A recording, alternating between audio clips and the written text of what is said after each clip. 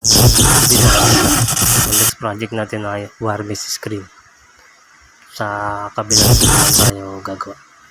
Nag-mix tayo ng epoxy primer block dyan at catalyst at kanyang reducer. After natin ma-primeran yan at maputoyo tayo, magbubuga naman ng acrylic white ang ating gagamitin. Nag-mix lang tayo ng kalating galon dyan na acrylic white at kalating galon na acrylic reducer. Bali pa finish na tayo dyan sa harap. After natin ma-finish yan, sa loob naman tayo magbubuga.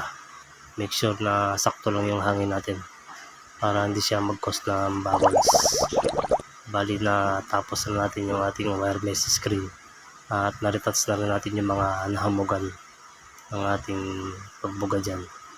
Yan ang project natin ngayon. Yun lang mga kapinta. See you next vlog and good luck.